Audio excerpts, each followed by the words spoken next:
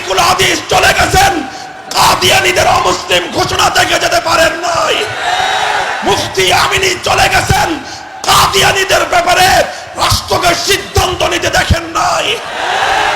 আমরা চাই আমাদের আল্লামা আহমদ শফী জমিনে থাকা অবস্থায় কাদিয়ানীদের অমুসলিম ঘোষণা করতে হবে।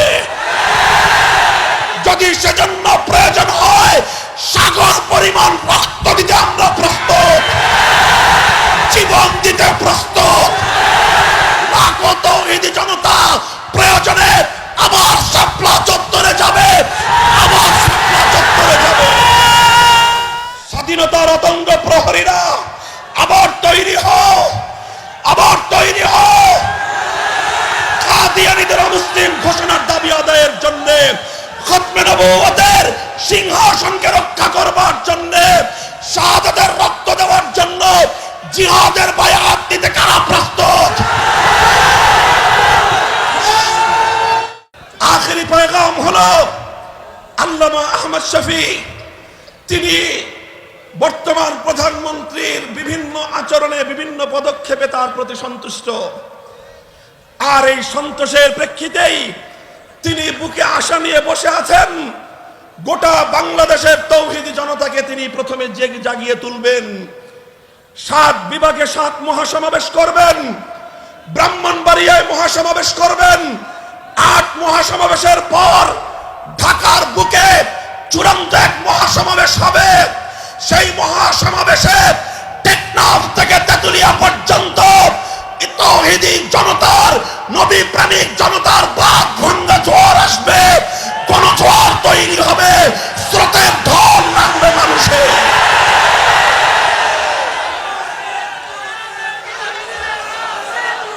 সেই গণজোয়ারের পর আল্লামা আহমদ শফী মাননীয় প্রধানমন্ত্রীকে অনুরোধ করবেন, গোটা জাতি আজকে ঐক্যবদ্ধ, কাদিয়ানীদের অমুসলিম ঘোষণার রাষ্ট্রীয় আইন শুনতে চায়।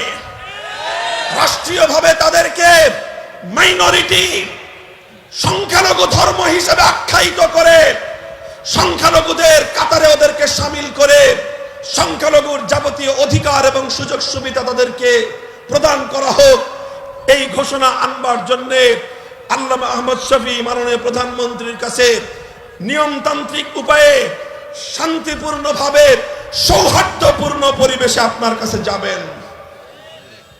এরপর আমরা এখনো আশাবাদী, গোটা জাতির এই উত্তাল তরঙ্গ দেখে, জাতির এই মহা জাগরণ দেখে মাননীয় প্রধানমন্ত্রী সিদ্ধান্ত নেবেন, যে কোনো ভাবেই হোক এদেশের এবং গোটা উম্মতে মুসলিমার ঈমান সংরক্ষণ সংক্রান্ত এই প্রতারণার বিরুদ্ধে তিনি অ্যাকশন এবং ব্যবস্থা নেবেন।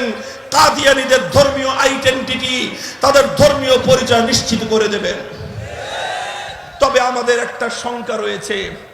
আশঙ্কা হলো এই কাদিয়ানীদেরকে যারা সৃষ্টি করেছিল, তৈরি করেছিল, সেই ব্রিটিশ এবং সেই ব্রিটিশের উত্তরাধিকারীরা, তারা চেয়েছিল ইসলাম ধর্মের মধ্যে আরেকটা ভণ্ড নবীর আবির্ভাব ঘটিয়ে মুসলিম সমাজকে দ্বিধা বিভক্ত করে রাখতে, মুসলিম সমাজকে দুর্বল করে রাখতে, আর ইসলামের মধ্যে ধোঁকার প্রতারণার প্রচলন ঘটিয়ে মুসলমানদেরকে ধর্মের দিক থেকে কাবু আর পঙ্গু করে দেওয়ার ষড়যন্ত্র করেছিল। আজও তারাই কাদিয়ানীদেরকে আশ্রয় আর প্রশ্রয় দেয়। এখনো সেই ব্রিটিশ আর সাম্রাজ্যবাদের পেইড এজেন্টরাই কাদিয়ানীদের পক্ষে দাঁড়িয়ে ওরা সাম্প্রদায়িক সম্প্রীতির মিথ্যা বুলিয়া ওড়ায়। হাসানুল হক ইনু, মুরগি চোরা শাহরিয়ার কবির, এরা বাংলাদেশের বিরুদ্ধে বিদেশের চর, এরা সাম্রাজ্যবাদের এজেন্ট, এরা বাংলাদেশের স্বাধীনতার দুশ্মন, এরা বাংলাদেশের জাতিসত্তার দুশ্মন। এদেশীয় এজেন্ট এবং এদের বিদেশি প্রভুরা সরকার এবং রাষ্ট্রের উপর চূড়ান্ত একটা চাপ সৃষ্টি করবার চেষ্টা করবে, এটা আমরা জানি। আর এজন্যই বলতে চাই, বৈদেশিক চাপ, ভিনদেশি প্রভুদের এজেন্ট আর দালালদের চাপ এদেশের ধর্মপ্রাণ মুসলমান তার চেয়েও বড় চাপ তৈরি করবার জন্য প্রস্তুতি নিচ্ছে। যদি আল্লামা আহমদ শফির সৌহার্দ্যপূর্ণ আবেদনে এবারের গোলাম আহমদ কাদিয়ানীদের অনুসারীদের কাদিয়ানী ধর্মাবলম্বী হিসেবে অমুসলিম ঘোষণার কোন একটা বিহিত না হয়, সেক্ষেত্রে আল্লামা আহমদ শফি ধৈর্য ধরলেও আল্লামা আহমদ শফি চূড়ান্ত পর্যায়ে গিয়ে তিনি ধৈর্যের পরীক্ষা দিলেও আল্লাহর পয়গম্বরের কলিজার টুকরা উম্মত লাখো উম্মতে মুহাম্মাদিয়া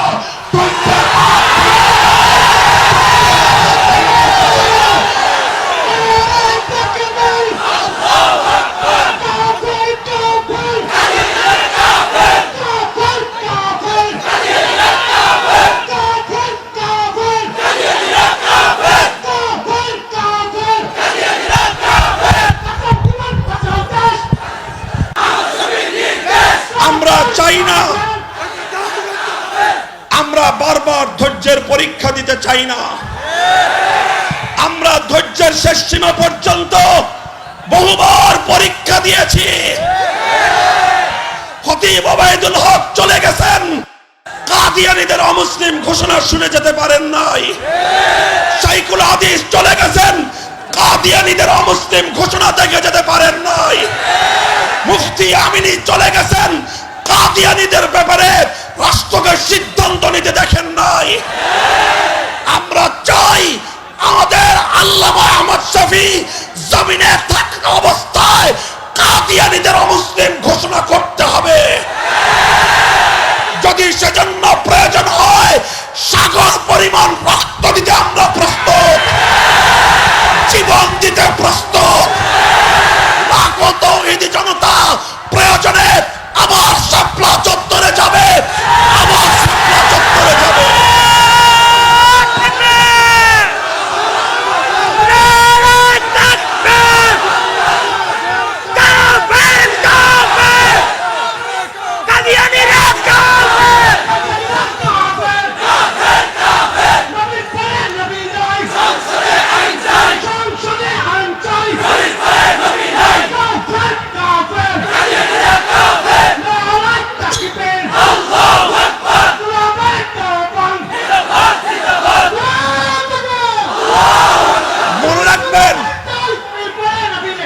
মনে রাখবেন 1947 সালে ইসলামকে ভিত্তি করে জাতি গঠন করেছিলাম আমরা।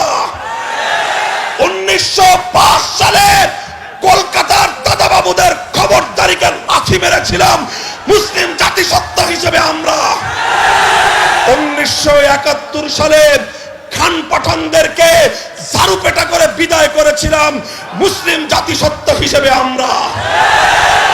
ইসলাম ধর্মের ধর্মীয় আইডেন্টিটি আর পরিচয় সংরক্ষণ করা, ধোকার প্রতারণার হাত থেকে হেফাজত করা বাংলাদেশের রাষ্ট্রীয় কমিটমেন্ট।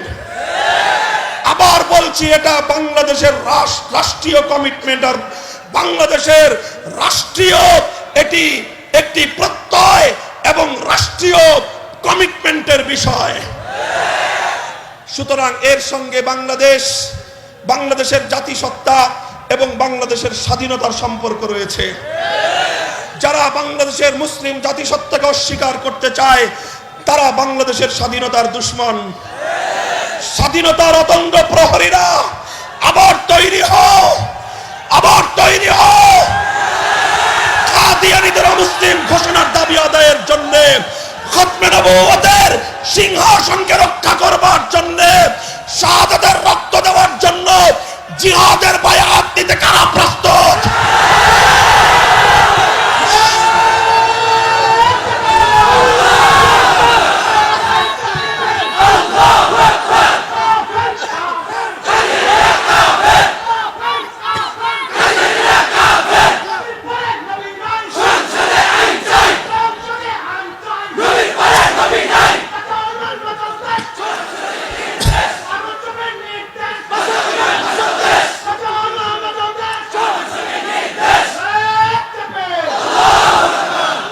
আমরা দেশকে ভালোবাসি, দেশের সাম্প্রদায়িক সম্প্রীতি রক্ষা করবার দায়িত্ব গ্রহণ করি।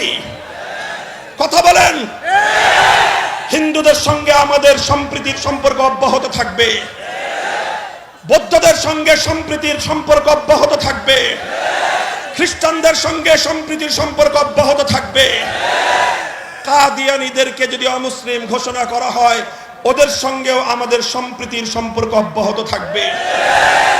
আর যদি ওরা ধোঁকাবাজি প্রতারণা করতেই থাকে, যদি রাষ্ট্র সরকার ধোঁকাবাজ প্রতারকদেরকে আইনের কাঠগড়ায় দাঁড় করাতে ব্যর্থ হয়, যদি তাদেরকে আদালতের কাঠগড়ায় দাঁড় করিয়ে ধোঁকাবাজি আর প্রতারণার রাস্তা বন্ধ করতে ব্যর্থ হয়, জনগণ তখন আইন হাতে তুলে নিতে বাধ্য হয়। কাজেই আল্লামা আহমদ শফীর ঘোষণার পর রাষ্ট্র আর সরকার যদি কাদিয়ানীদেরকে অমুসলিম ঘোষণা করে, তাদের উপাসনালয়গুলো, তাদের আড্ডাখানাগুলো সংরক্ষণের ব্যবস্থা গ্রহণ না করে, উপাসনালয়গুলোতে যদি মুসলিমের মসজিদের কোন শিরোনাম সাইনবোর্ড থাকে, ধর্মপ্রাণ মুসলমান কাদিয়ানীদের প্রতিটি আড্ডাখানা মসজিদ হিসেবে দখল করবে, মসজিদ হিসেবে দখল করবে। এই প্রস্তুত থাকবেন তো? রক্তের প্রয়োজন হলে শাহাদাতের রক্ত দিবেন তো? আল্লামা জুনায়েদ বাবুনগরী যদি রাজপথে নেমে আসেন, তার হাতকে শক্তিশালী করবার জন্য তার পিছনে নামবেন তো? যদি ওলামায়ে উম্মত আবার শাপলা চত্বরে ডাক দেয়, বুকে